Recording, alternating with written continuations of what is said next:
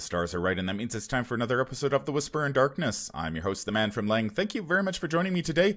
On this episode, we are reviewing the Mystic cards in Into the Maelstrom, the 6th Mythos pack in the Innsmouth Conspiracy Cycle. There are spoilers throughout if you care about that sort of thing. If you enjoy what you hear, remember to like, comment, and subscribe. Before we get started, a quick reminder of how we rate cards here on The Whisper in Darkness. The best of the best get an Elder Sign, while the worst of the worst receive a Tentacle, and the cards in between receive a +1, 0, or Elder Thing, respectively. Before we get started, I'd like to thank the patrons of this channel for their tremendous support.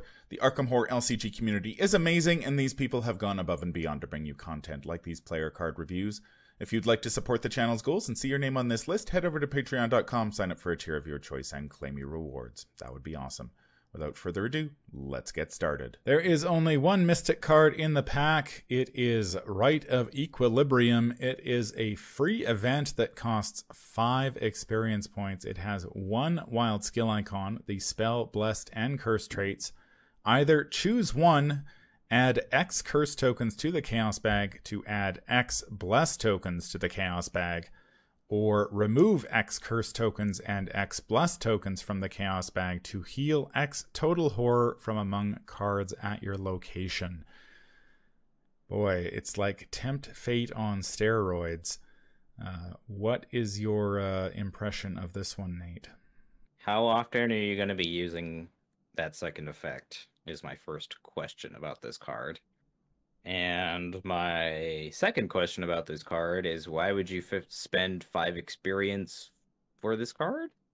I guess if you really wanted to fill the bag up with 10 and 10 and you were playing the paradoxical deck, then I guess, but I don't know. This card is odd to me too. Like, we were just talking about Lucky Dice level 3, and like, I get that there's a role that this card fills, but for 5 experience, it's too much for me. It's too much. Yeah, 5. I think for me, that's the biggest thing about this card. I mean, if you want to add tokens to the bag, I mean, this is fantastic. But 5 experience points, I just feel like the Mystics are just, what a huge tax to pay. It's like 5 to 10 experience points just to get your deck to work, your curse deck to work, like to play Armageddon and Eye of Chaos and Shroud of Shadows or whatever it is. And it's like, no, I'm never buying this card. I'm not doing it. It's way outside the price range of what I'm willing to pay for it. I mean, they could have, I think they probably could have docked this, like maybe if you want to keep it out of class or keep it in class, like make it 3.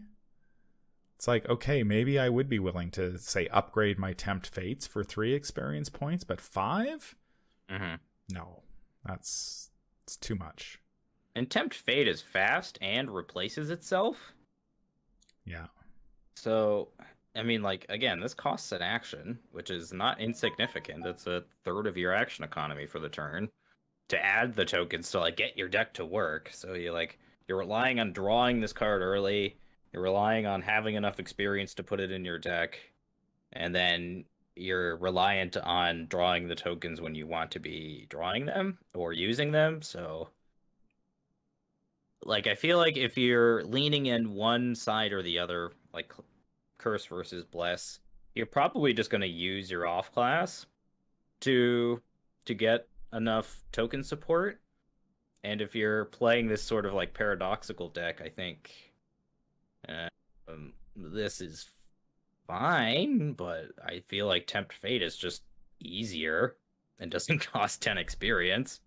Yeah, it's strange. Like, if you're playing like a pure Mystic who can't take from other classes, like basically you're restricted to Tempt Fate and Promise of Power, which only offers you 1 curse token.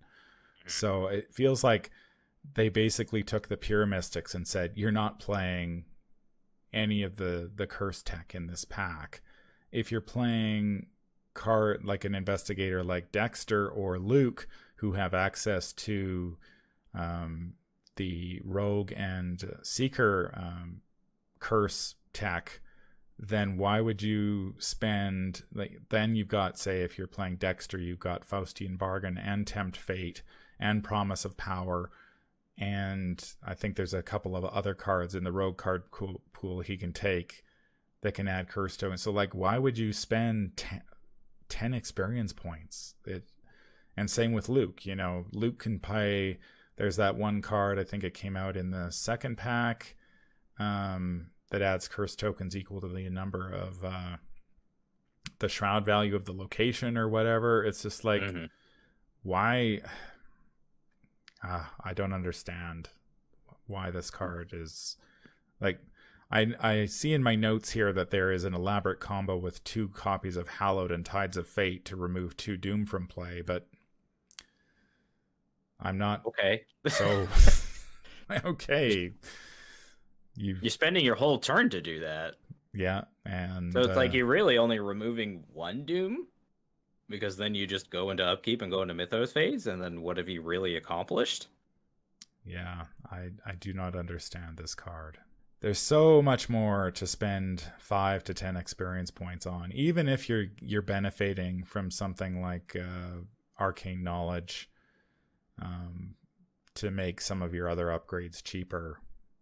I'm not buying this card. So how would you rate this one? Is it I don't know. I'm sort of hesitant to give it a tentacle, because I'm not. I'm sure there might be somebody out there who's like, hey, I've got this plan, but I look at this and I'm just like, I'm never buying this card, so it's a tentacle. I just like, when you compare it to Tempt Fate, it's like they essentially do a very similar thing, but this costs you 5 experience and an action and doesn't draw you a card afterward. You know, like this card is meant to be a facilitator for your other cards in your deck, but you have, like, it's the most expensive card in the deck. It's very confusing to me.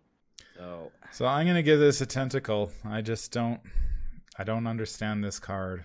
I don't know why you would pay 5 to 10 experience points just to get your deck to, why you should have to pay 5 to 10 experience points just to get your deck to work. Like, it seems very odd to me that, like, if you're playing a Bless or a Curse deck, it feels like the game should be supplying you with the cards at level 0 in order for you to make that deck work. You should not have to pay 10 experience points to get it to work.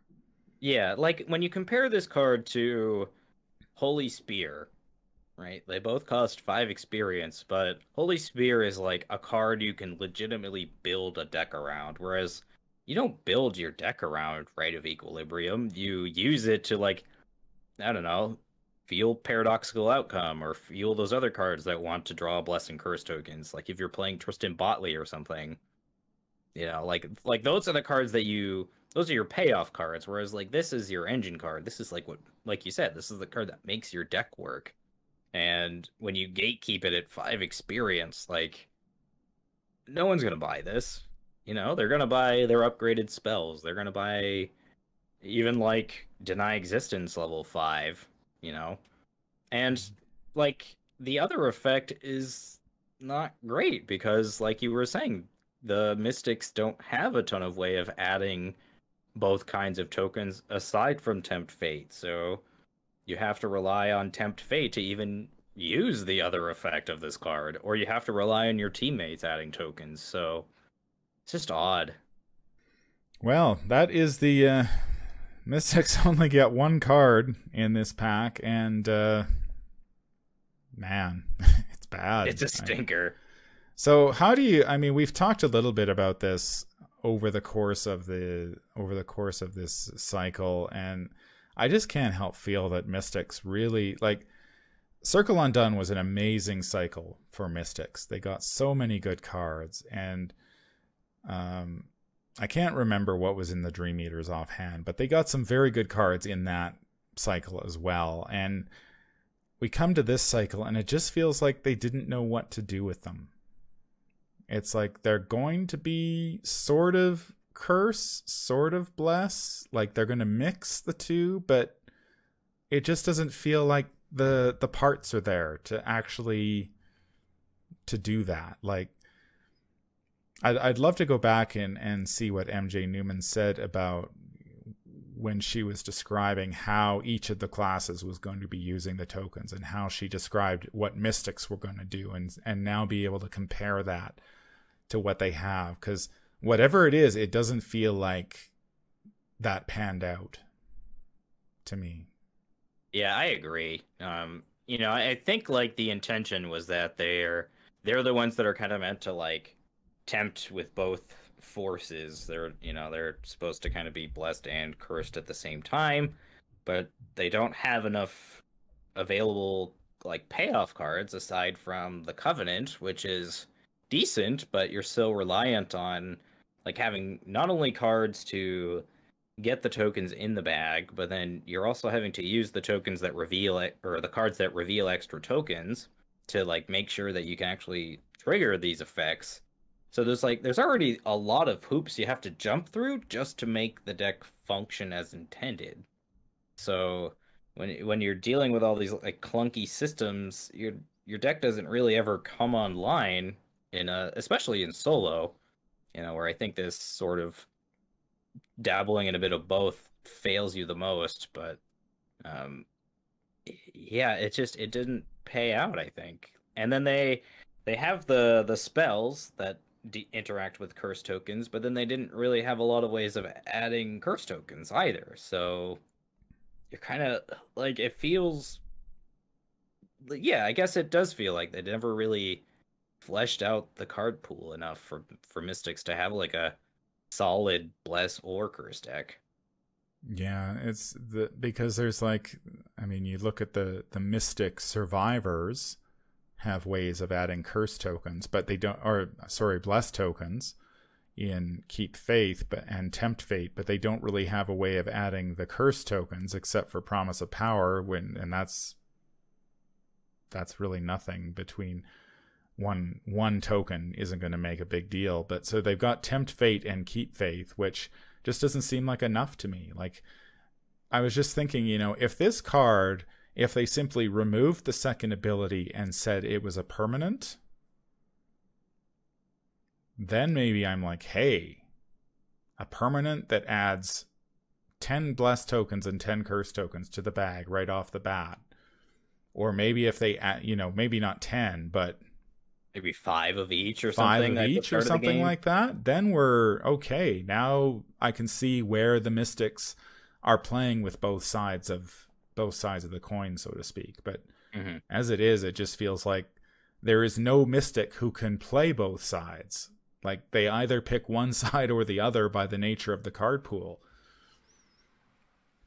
Yeah, and it's like they're using their off class to facilitate that. They're not using their Mystic cards well. So yeah, I feel like the Mystics kind of like, I feel a little let down because I really like the Mystic class, and I was kind of disappointed that there wasn't more to interact with tokens, because this mechanic seems ripe for Mystics. Being able to grab a bunch of tokens and find the bless and curse tokens to interact with all the other cards seems like a slam dunk for Mystics. But yeah, they just kind of fell short, and that's disappointing to me as a Mystic player. That's going to do it for this episode. If you enjoyed what you hear, remember to like, comment, and subscribe. If you need to contact me, I can be reached at manfromlang@gmail.com. I'm also on Twitter at manfromlang.